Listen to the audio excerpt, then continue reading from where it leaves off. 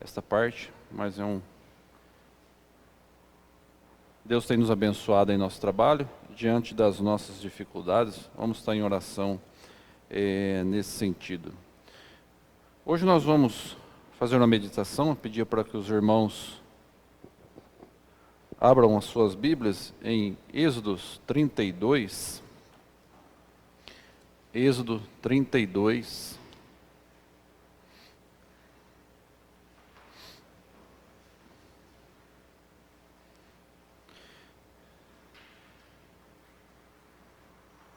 Êxodo 32 e 1. Diz o seguinte: Mas vendo o povo que Moisés tardava em descer do monte, acercou-se de Arão e disse-lhe: Levanta-te, façamo-nos deuses que nos vão adiante de nós. Porque, quanto a este Moisés, o homem que nos tirou da terra do Egito, não sabemos o que lhe sucedeu.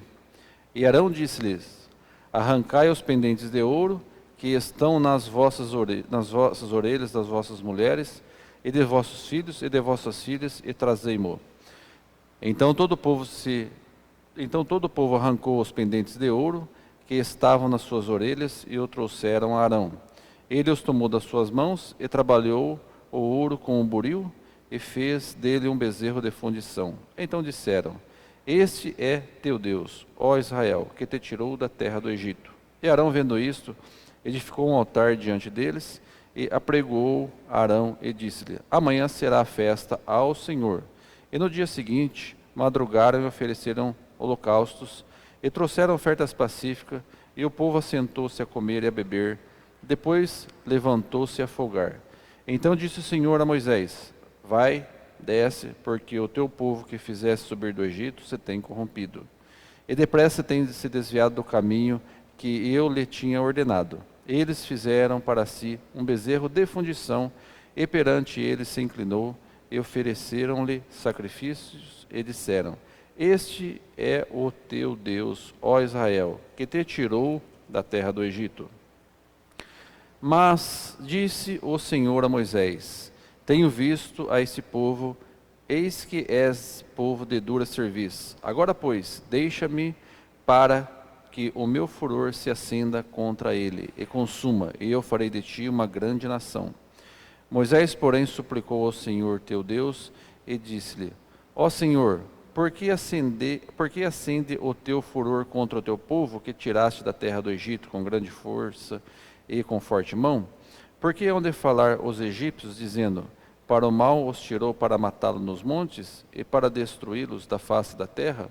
Torna-te do furor da tua ira e arrepende-te deste mal contra o teu povo.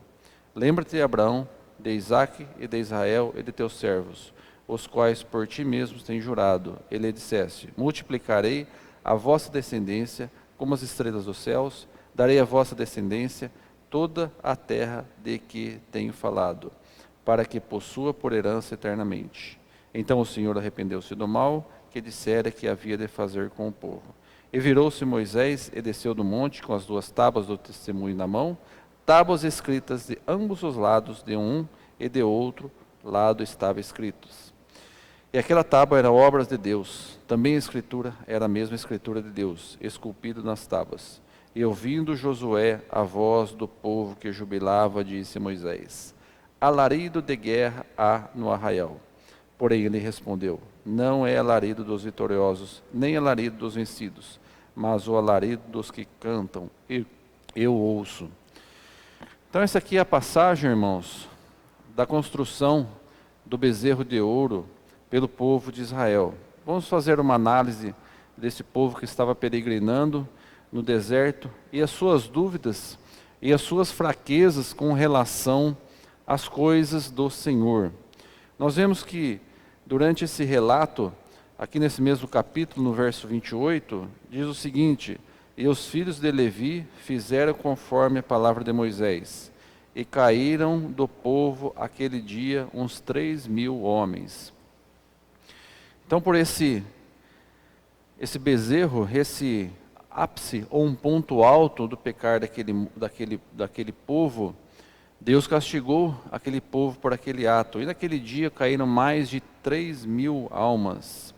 Foi uma parte daqueles da velha geração que saíram do Egito para a caminho da terra de Canaã. Deus foi eliminando aqueles rebeldes, Deus foi eliminando aqueles que duvidavam das coisas do Senhor e não faziam conforme o Senhor pedia para que se fizesse.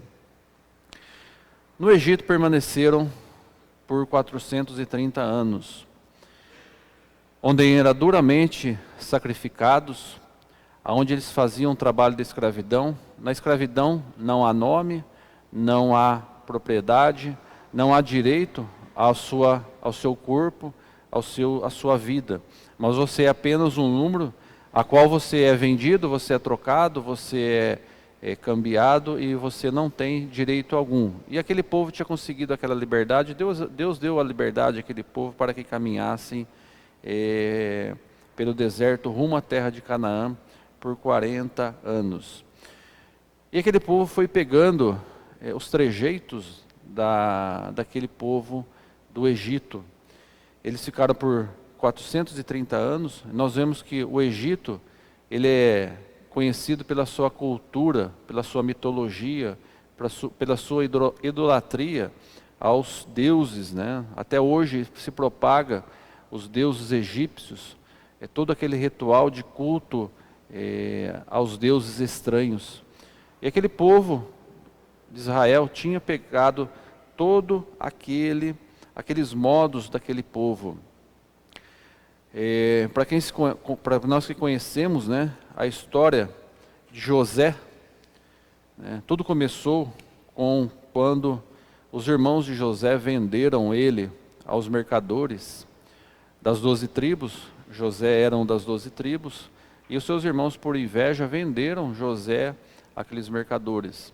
E José chegou até o Egito, lá foi admirado pelo rei do Egito, até a sua mulher atentar contra ele, e o rei do Egito não o matou, mas encarcerou. E José interpretou um sonho para o faraó, o rei do Egito, onde haveria 7 anos de bonança e 7 anos de dura fome durante a terra. As irmãs já passaram essa história para as crianças, né? E José, diante da interpretação desse sonho, o faraó colocou ele como um segundo na hierarquia daquele reino. E durante os 7 anos de bonança, José plantou, José abasteceu os silos do Egito. E quando chegou a época da fome, o Egito começou a abastecer o mundo com o estoque que eles tinham feito durante aqueles anos. E seus irmãos, a qual eles tinham vendido, precisaram ir até José para comprar alimento. E durante essa transição, José se revelou aos seus irmãos da sua linhagem, dos seus parentescos, né? E como aonde José estava na Judéia, a família de José estava na Judéia com muita fome, foi convidado para estar junto do reino de Faraó, para ter uma terra ali também. Então, toda a família de José, as 12 tribos, foram morar no Egito, na terra de Gozém.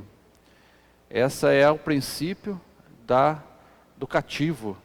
Então eles foram para o Egito, lá eles tiveram a terra, o faraó deu uma terra a eles, foram muito bem vistos por aquele faraó da época, aquele povo, um povo próspero, um povo rico, um povo culto, e eles foram ali depositados para morar junto com José, que era um dos governadores do Egito.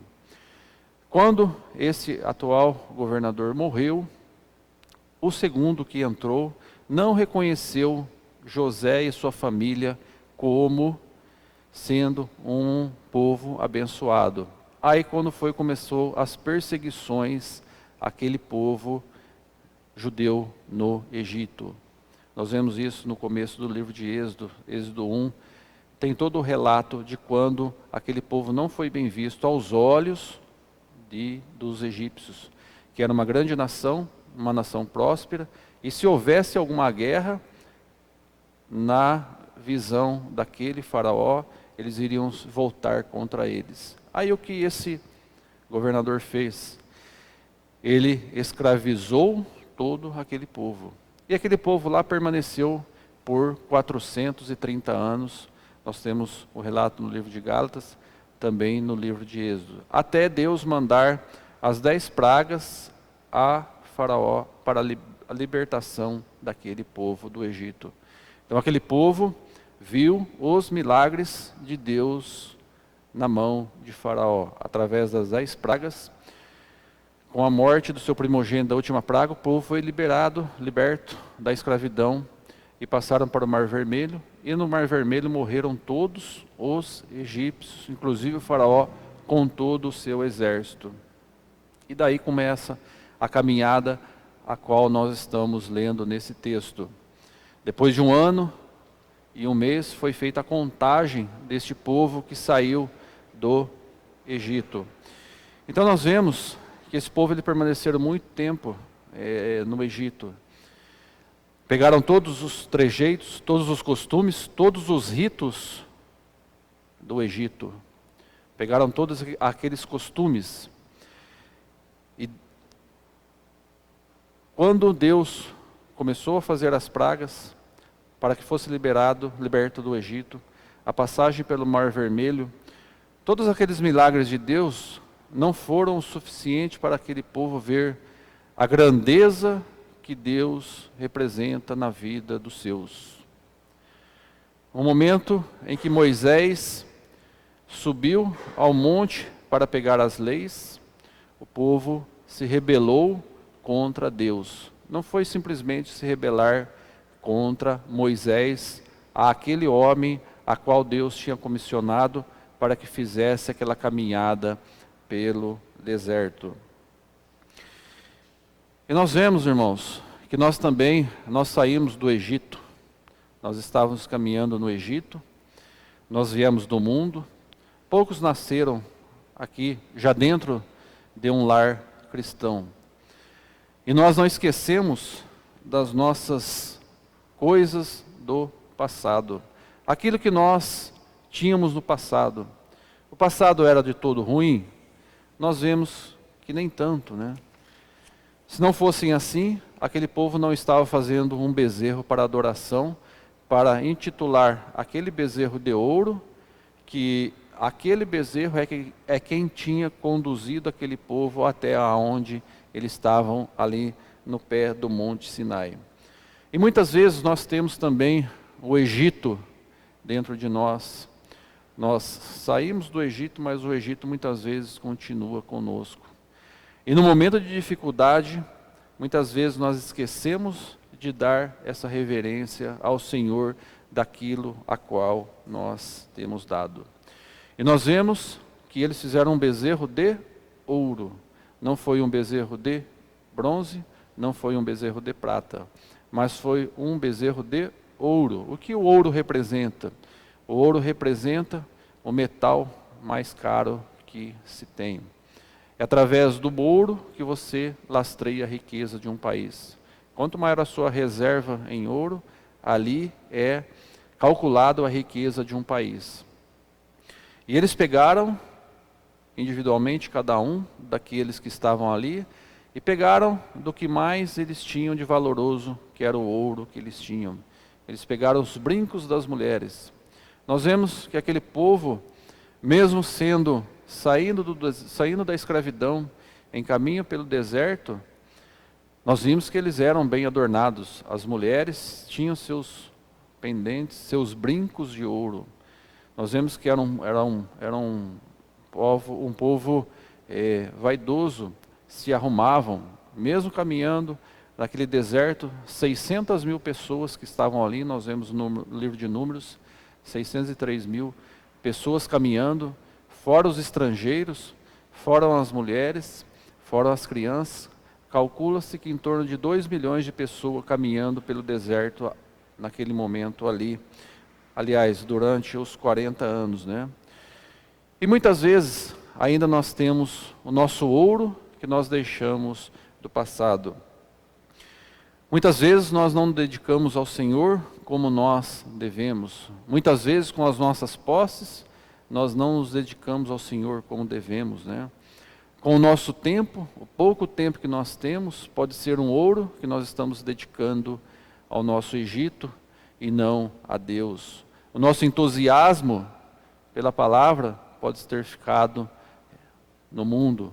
Nós não termos aquele entusiasmo em estarmos junto com os irmãos, nós não termos aquela alegria de estarmos com os irmãos. As amizades com os irmãos, isso é muito importante. Os nossos assuntos, a leitura da palavra, muitas vezes a leitura da palavra pode ser um supérfluo. As outras leituras podem ser mais interessantes do que aquilo que nós temos para nos dedicarmos ao Senhor. O estudo da palavra é muito importante. Então nós vemos, irmãos, que aquele ouro foi apenas uma medida usada para ver a dedicação que aquele povo estava passando a aquele momento de dificuldade, aquele momento difícil. Aquela apelação que fizeram em construir um bezerro, sentindo que eles foram abandonados pelo Senhor. É fácil nós lermos a mensagem hoje, nós abrirmos nossas Bíblias em Êxodo 32 e lermos e falarmos, povo rebelde, povo, nós vamos lendo e vendo todos os milagres, tudo aquilo que Deus estava fazendo, livrando todo aquele povo do mal, estava ali para instituir a lei, aquele povo que até então, eles nem lei eles tinham, né? Eles não tinham um regramento ainda para se fazer, estava dando uma lei para que todos eles tivessem uma conduta, e mesmo diante de uma lei, eles já estavam quebrando, porque os 10 mandamentos, os 4 primeiros, já citava que não se fizesse, não se adorasse, não se inclinasse aos outros deuses, a não ser ao Deus eterno, né?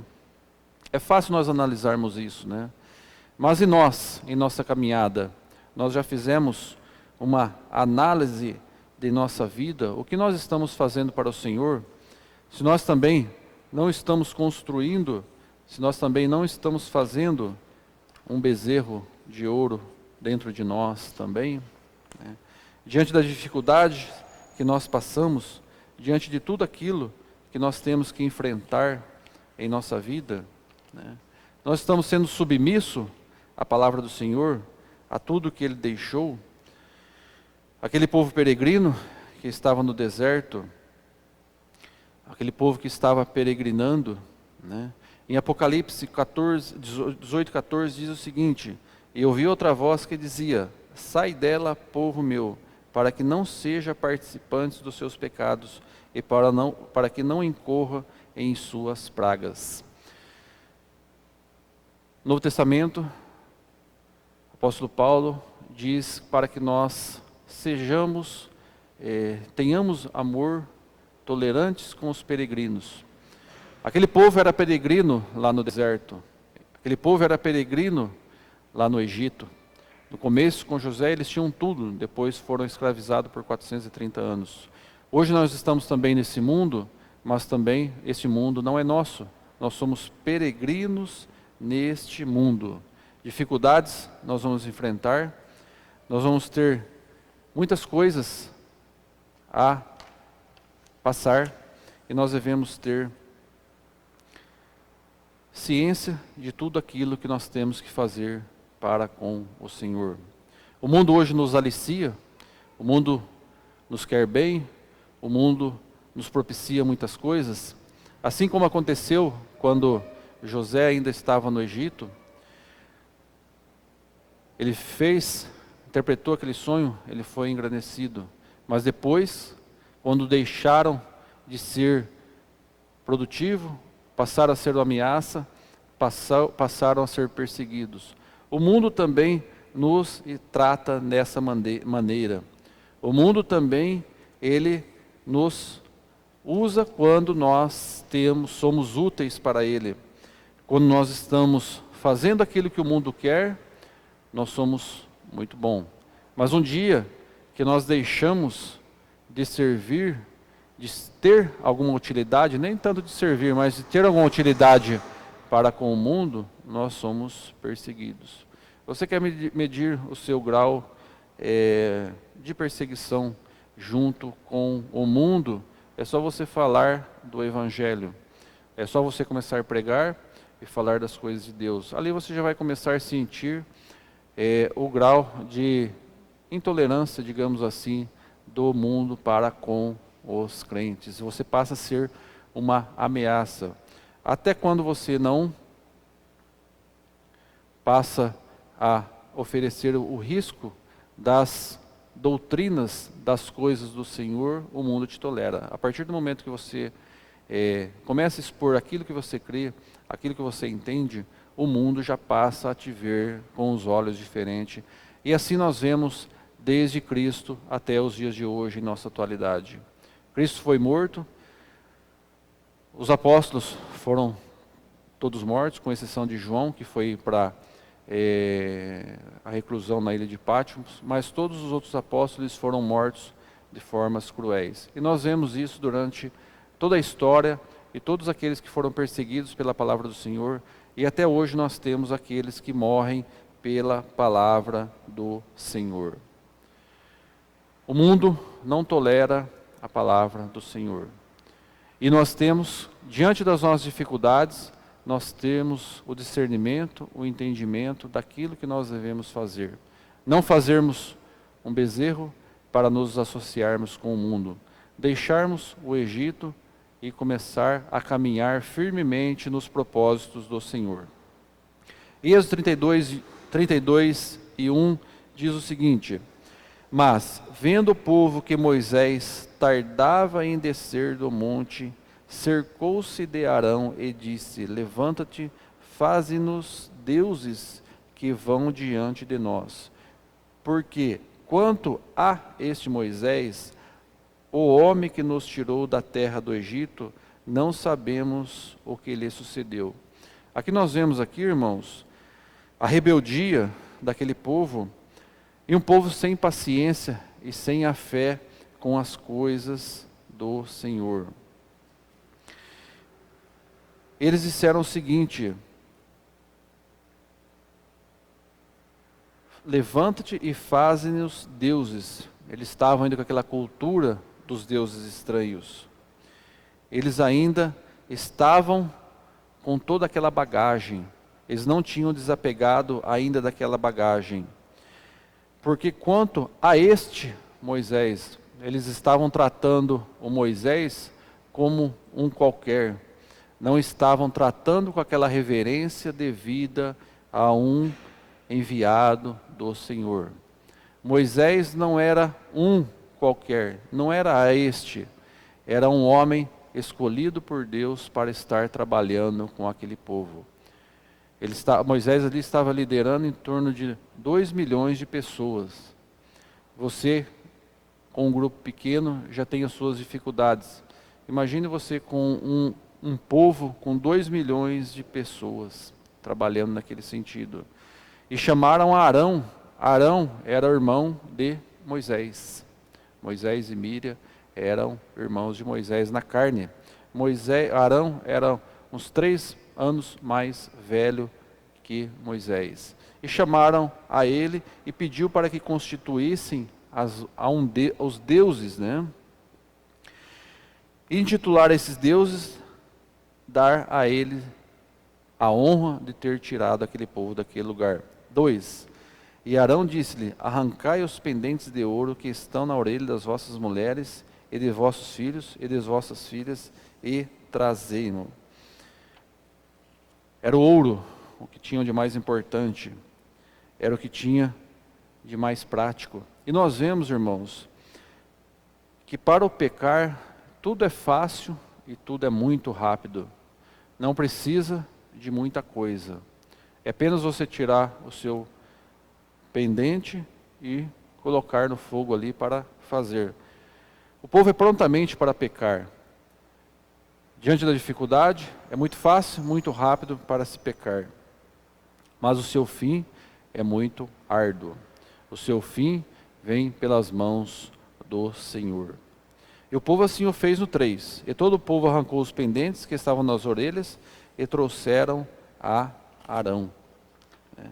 Nós vemos que o pecado traz felicidade. O pecado, ele produz uma adrenalina momentânea. Nós vemos muitos heróis da palavra que pecaram, que erraram em seus passos. Nós vemos Davi, Judas também pecou e pecou contra o Espírito Santo, se rebelou contra o Criador de Cristo, né? Sansão e muitos outros que também pecaram. Nós estamos imunes ao pecado? Não. Nós somos humanos, nós somos falhos e nós somos fracos, nós erramos. Devemos nos permanecer firmes na fé. E como o apóstolo Paulo diz em Romanos 6, porque o salário do pecado é a morte. Todos irão morrer. Todos têm essa única certeza na vida. Nós não temos muitas certezas de todas as nossas situações aqui na terra. Mas Romanos 6, 23 é bem claro, porque o salário do pecado é a morte. Todos nós iremos morrer e todos nós iremos dar nossas justificativas a Deus no juízo eterno. E no 5, e ele tomou em suas mãos e trabalhou o ouro com o buril, e fez dele um bezerro de fundição. Então disseram: este é teu Deus, ó Israel, que te tirou da terra do Egito. Um bezerro de ouro, o que ele pode fazer? Não tem muita função a não ser o seu valor comercial. Um bezerro de ouro deveria ter um custo bem alto.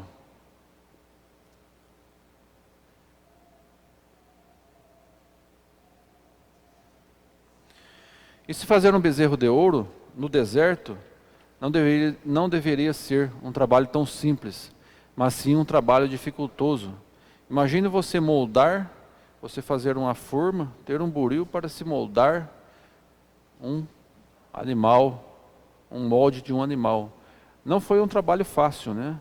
Você pegar um material e você moldar. Mas eles tiveram tempo e paciência para assim fazer, e assim fizeram. E o 6, e no dia seguinte, madrugaram, ofereceram holocausto e trouxeram ofertas pacíficas, e o povo assentou-se a comer e beber, depois levantou-se a folgar. Levantaram cedo, né?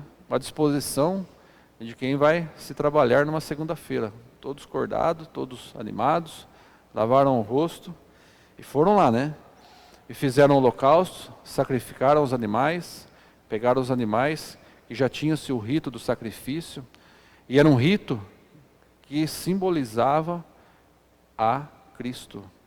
Um animal sem mácula, um animal com pouco tempo de vida, de 1 ano, e ali eles fizeram aquele sacrifício. E trouxeram ofertas, e o povo assentou-se a comer e beber, e depois foram descansar, né? Quer dizer, fizeram todo o rito, levantaram cedo, fizeram os holocaustos, comeram, beberam, se fartaram, e depois foram descansar. Tudo na maior tranquilidade, na maior perfeita harmonia e na maior simplicidade de um povo que não estava preocupado com o Senhor. Nós vemos que muitas vezes nós pecamos, nós fazemos toda uma articulação para o pecar, há disposição para pecar, mas muitas vezes nós não temos a disposição para servir ao Senhor, para nos dedicarmos as nossas energias para o Senhor. Mas nós vemos aqui que para o pecar, aquele povo foi pronto e foi rápido. Assim o fizeram. E depois descansaram na sombra do deserto, se é que há. 7. Então disse o Senhor a Moisés: vai e desce, porque o teu povo que fizeste subir ao Egito se tem corrompido. Aqui nós vemos, né, um dos atributos de Deus, da sua onisciência, a sua onipresença. Deus está em todos os lugares. E Moisés, lá no monte, com Deus, Deus avisou: desce porque o seu povo está se corrompendo. Nós não pecamos às escondidas do Senhor. O Senhor vê todos os nossos erros, o Senhor vê todas as nossas falhas. Não fazemos nada escondido do Senhor. Tudo está às claras e tudo Ele vê. Tudo que nós praticamos, todos os nossos atos são visíveis ao Senhor. Mesmo quando estamos sozinhos, Deus sabe do nosso pensamento. Deus sabe de tudo o que nós estamos fazendo. E Deus alertou a Moisés: o teu povo tem se corrompido. E depressa se tem desviado do caminho que ele tinha ordenado. E fizeram para si um bezerro de fundição. Perante ele se inclinou e ofereceram sacrifício e disseram: este é o Deus de Israel. Aquele povo não se tardou em pecar. Nós vemos que o povo é um povo rebelde. É um povo que você não pode se descuidar. O mínimo descuido já se desvia para o mal. Moisés ficou 40 dias para entrar em jejum. Moisés ficou 40 dias em jejum para entrar na presença do Senhor. E em 40 dias, um povo procurou um outro Deus. Nós vemos o antagonismo, né? Moisés ficou em jejum para entrar na presença do Senhor. Por outro ponto, o povo em 40 dias se rebelou contra Deus. Nós vemos a diferença entre o espiritual e entre o carnal. Nós esquecemos do que Deus tem feito em nossas vidas, das maravilhas que Ele tem feito em todos os nossos passos, em todos os nossos momentos. Esquecemos de todos os milagres que Deus realiza. Desde a nossa concepção, já é um milagre.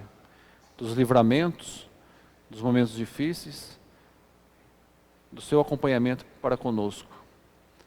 Em 40 dias, o povo se esquece de tudo que ele tem feito e se faz um novo Deus para intitular que tivessem saído do Egito. E disse mais o Senhor a Moisés no 9: tenho visto a este povo, eis que é povo de dura cerviz. 33:3, no mesmo livro de Êxodo, na mesma página, na página 105. E uma terra que emana leite e mel, porque eu não subirei no meio de ti, porquanto és um povo de dura cerviz, para que eu não consuma eu no caminho. Então nós vemos aqui no 32:9 e no 33:3, Deus falando que é um povo de dura cerviz. É um povo que não faz a sua parte na aliança com o Senhor. É um povo que se esquece facilmente daquilo que Deus faz por nós. É um povo que não medita na sua palavra todos os dias, todas as noites. O povo de dura cerviz é aquele que tem um corpo rígido, que não faz aquilo que o Senhor manda, através das suas ordenanças, através daquilo que Ele deixou. 10. Agora, pois, deixa-me para que o meu furor se acenda contra ele e os consumas, e eu farei de ti uma grande nação. É um povo obstinado pelo mal. Nós vemos que é um povo que não tem temor do Senhor. Mas a ira e a justiça do Senhor, ela virá e ela não tardará. No Êxodo 22:24 diz o seguinte: e a minha ira se acenderá, e vos matarei a espada, e vossas mulheres ficarão viúvas e seus filhos órfãos. A justiça de Deus vem. E por esse pecado, nós vemos aqui no mesmo livro de Êxodo 32:28, que Moisés chamou aos filhos de Levi e colocou-se a espada sobre as coxas e fez passar aqueles homens por aquele lugar. E cada um matou a seu irmão, a seu amigo e a seu vizinho. E naquele dia os filhos de Levi fizeram conforme a palavra de Moisés. E caíram naquele dia uns 3.000 homens. Nós vemos que a justiça do Senhor vem. E nós vemos ainda no 11 e no 13, do 11 ao 13, a qual Moisés faz uma intercessão por aquele povo. Moisés era um exímio líder. Moisés mesmo, diante da dificuldade daquele povo, mesmo diante de todo aquele trabalho na condução daquele povo que estava fazendo, com aquele caminho, com as dificuldades do deserto, sustentar aquele povo do alimento. Após enfrentar toda a ira de Faraó, ainda Moisés intercedia por aquele povo. Moisés foi um excelente líder, Moisés foi um excelente liderador daquele povo, diante de todas as dificuldades que tinha enfrentado com eles. Nós vemos que nessa passagem, mesmo diante da dificuldade, mesmo Moisés vendo toda aquela idolatria daquele povo, ainda intercedeu para que Deus não matasse todo aquele povo. Mas Deus, através da sua justiça, ainda morreram 3.000 homens. E no 15, e virou-se Moisés e desceu do monte com as 2 tábuas do testemunho na mão. Tábuas escritas de ambos os lados, de um lado e do outro. Era uma tábua que Deus tinha escrito com as suas mãos. Para nós vermos que muitas vezes nós estamos próximos de Deus. Aquele povo estava próximo de Deus, apenas uma montanha.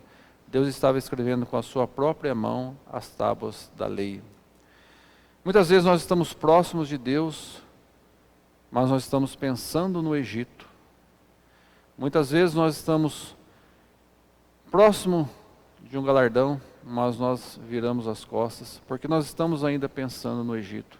Cada um de nós temos um Egito dentro de nós. Nós não devemos deixar que o Egito nos domine. O mundo tem atrações, no mundo tudo é mais fácil, no mundo tudo é mais prático. Mas o que Deus tem guardado para nós, através da sua aliança para com todos aqueles que nele crê, é da salvação e do regozijo eterno. 16. E aquelas tábuas eram obras de Deus. Também as escrituras eram as mesmas escrituras de Deus, esculpidas nas tábuas. Deus faz as suas obras em nossas vidas e nós não enxergamos, nós não vemos. Deixamos de cultuar a Deus em sua essência. E o mundo está apenas para usarmos de nós. E ouvindo Josué no 17, a voz do povo que jubilava, disse a Moisés: alarido de guerra há no arraial? Porém ele respondeu: não é alarido dos vitoriosos, nem alarido dos vencidos, mas é alarido dos que cantam, eu ouço. Não era o alarido dos vitoriosos, nem dos vencidos, mas era o povo. O povo gosta de ruído. Nós vemos todos os lugares que nós vamos, hoje é muito ruído, muito barulho. Você vai numa festa de casamento, no aniversário, você não consegue conversar com alguém do lado, porque tamanho é o barulho, né? Nós vemos que todas as festas são muito barulhentas, o povo é barulhento. Nós vemos as crianças, né? Muito barulho, muito eco, não tem aquela sintonia.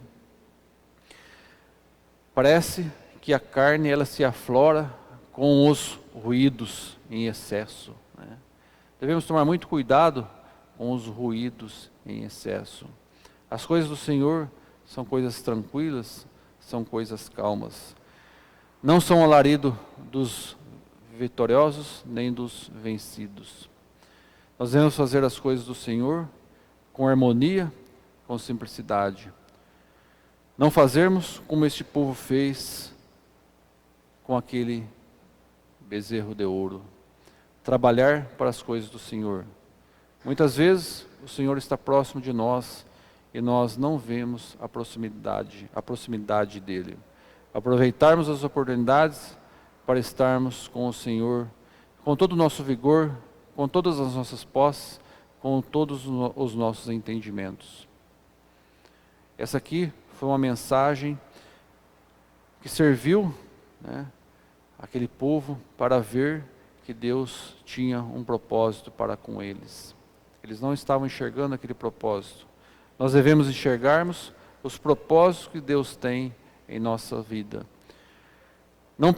Não perder as oportunidades de sempre estarmos cultuando a Deus em suas verdades, naquilo que Ele deixou a todos nós. Essa era a mensagem que eu tinha para trazer para os irmãos. Espero que Deus abençoe a cada um de nós. Agradecemos a oportunidade. Que Deus possa estar nos dando entendimento cada vez mais, para que andemos no caminho do Senhor e para que nós nos desviamos do mundo e do mal que Ele nos proporciona. Amém, irmãos? Vamos ficar em oração e que Deus os abençoe. Irmão Murilo.